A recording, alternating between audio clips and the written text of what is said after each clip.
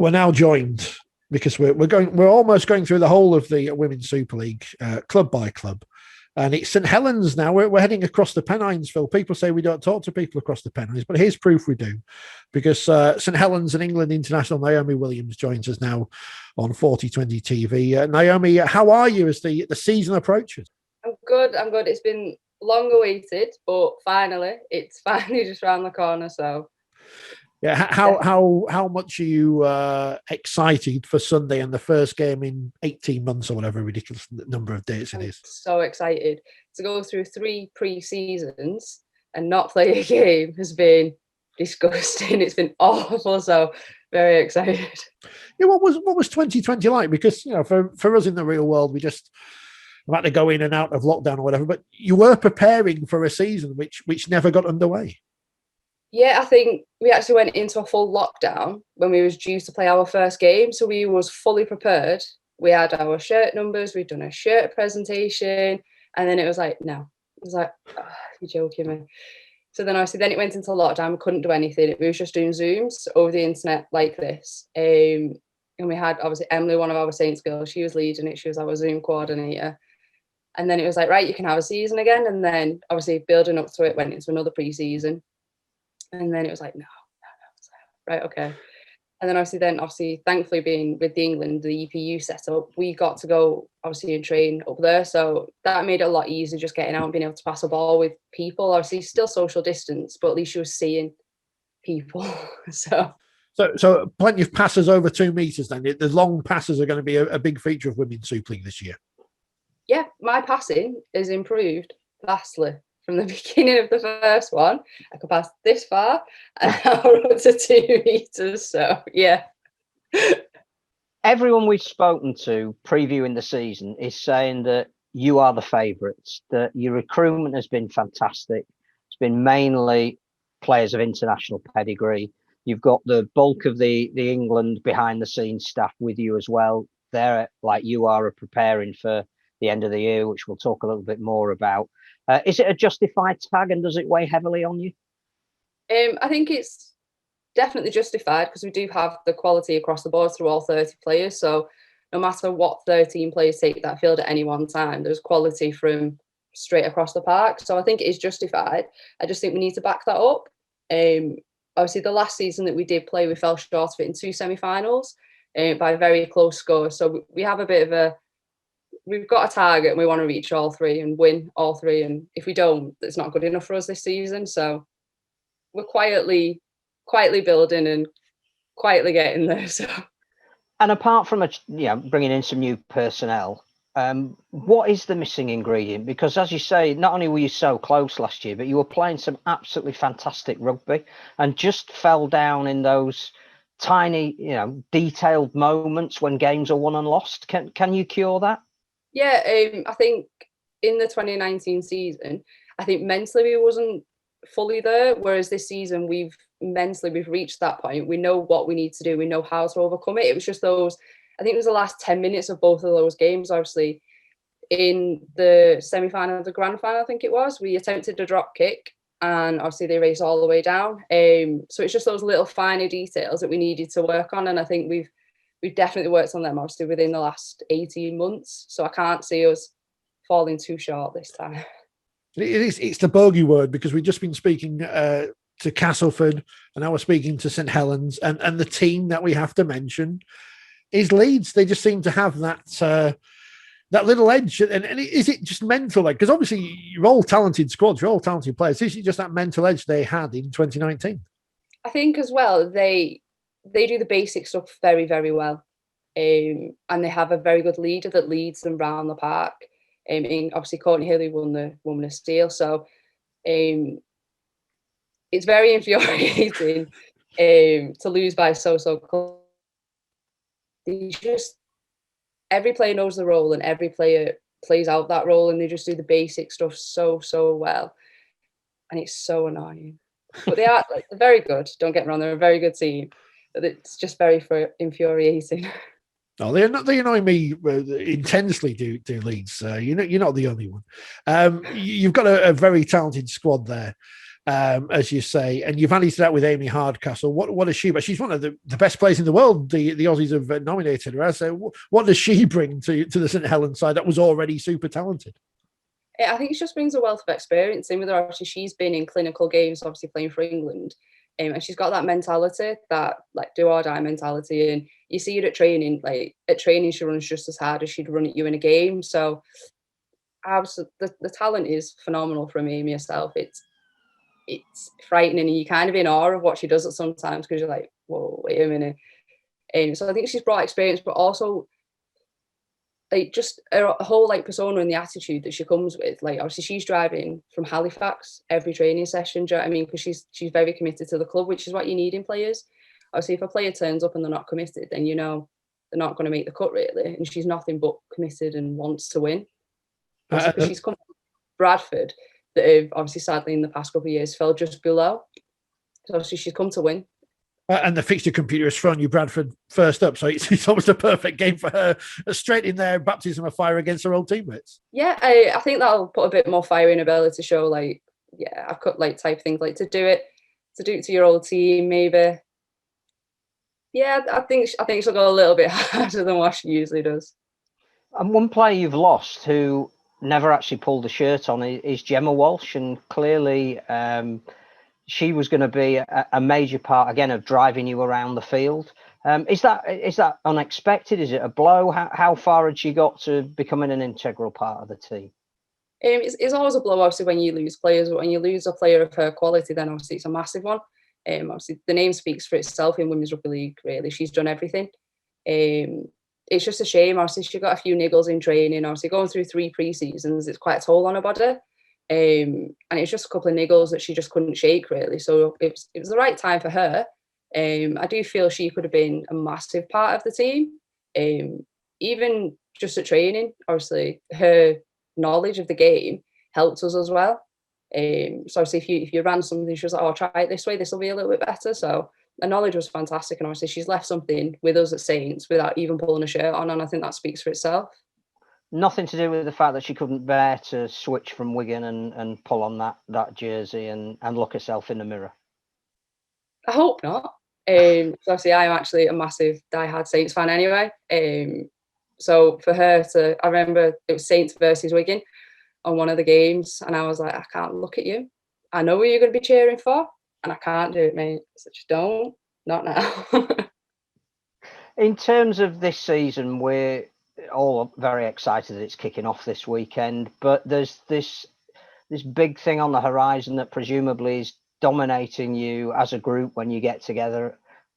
Presumably it's fueling competition for places, not just in the competition, but in your own dressing room. And that's to impress enough to be part of a World Cup. Yeah, obviously we're very fortunate at Saints. I think we've 9 or 10 in the EPU squad. So obviously everybody's driving for a shirt.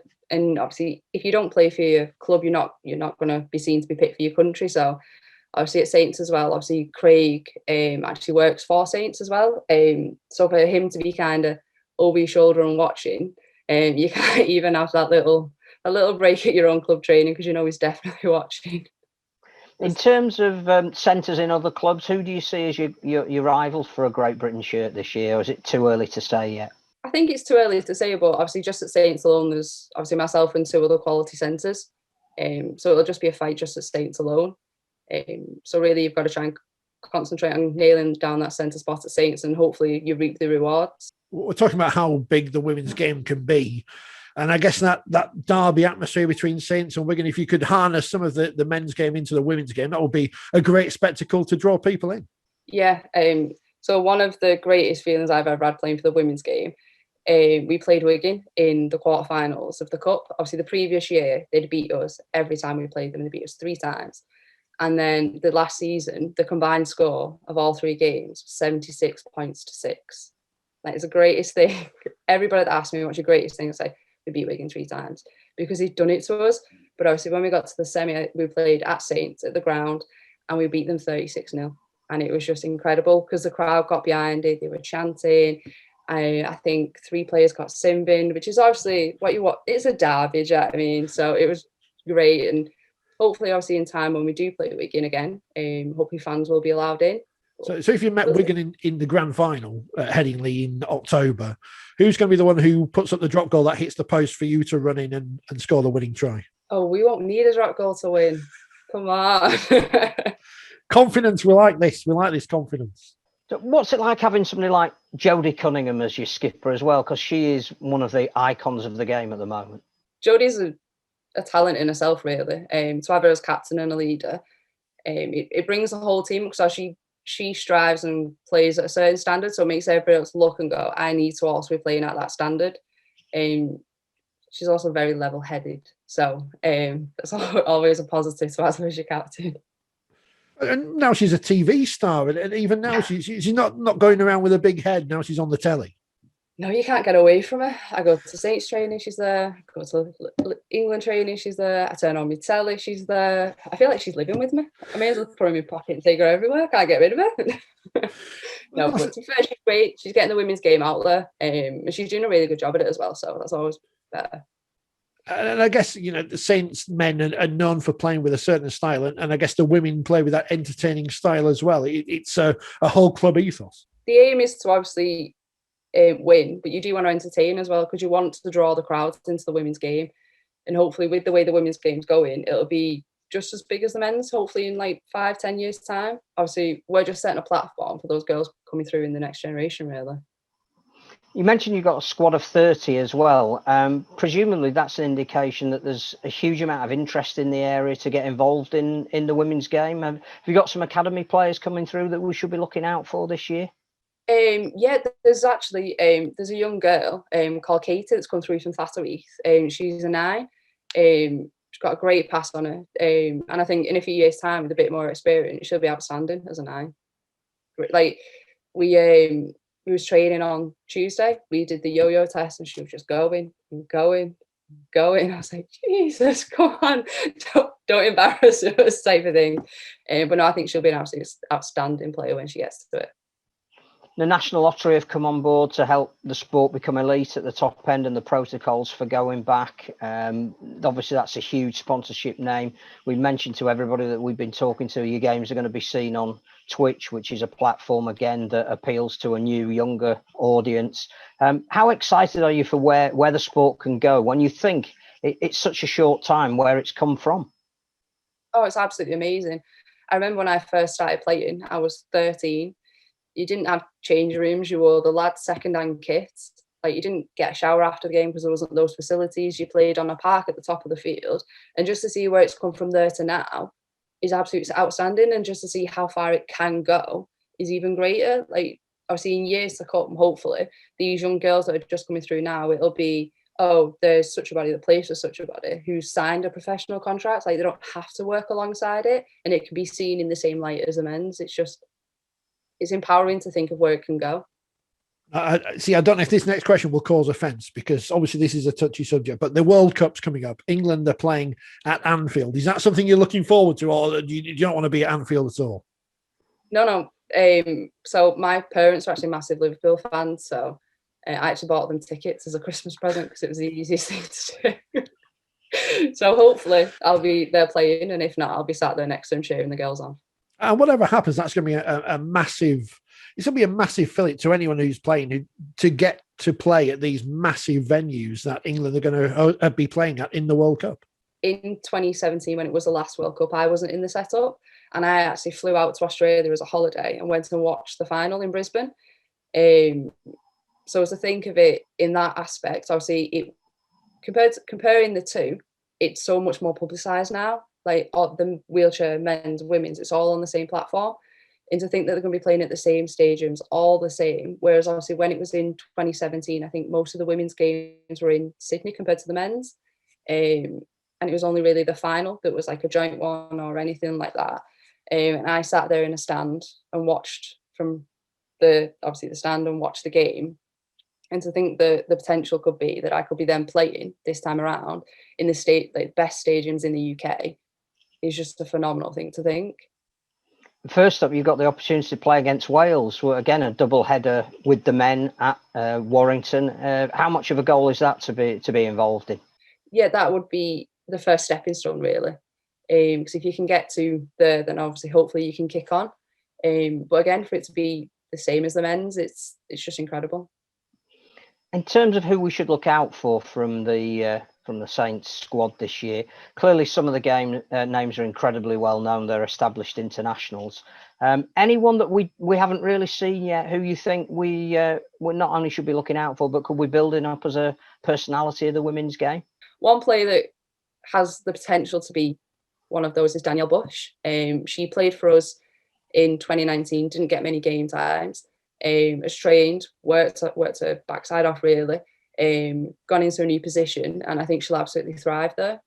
What I like that I'm hearing is the confidence. Too often in sport, we speak to people and they're like, "Oh, it's going to be a tough game." And I'm not saying you're not saying every game's going to be easy or whatever, but everyone underplays how good they are. But it's almost as if you know how good you are. It's a matter now for Saints of proving that to everyone on the pitch in the big games and getting those trophies in the cabinet at the Totally Wicked Stadium.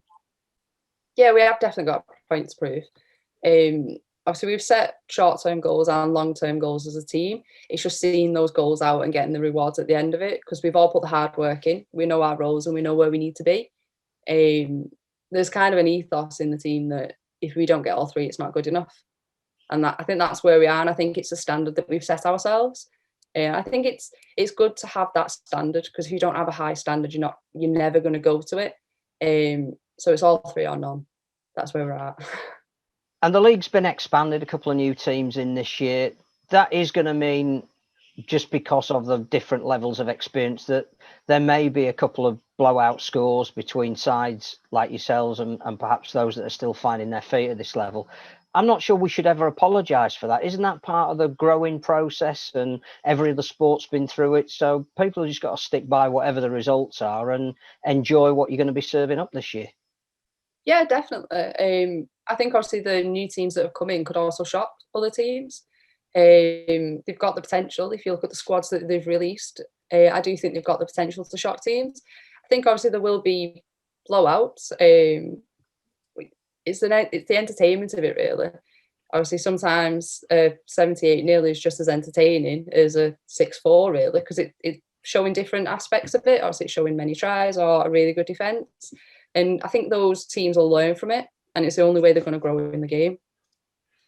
Final one from me. What would be your message to the Saints fans who haven't been to watch a women's game before, when we're all allowed back in stadiums to get down and see? What would you say to them that they will definitely see when they come watch the Saints women in action?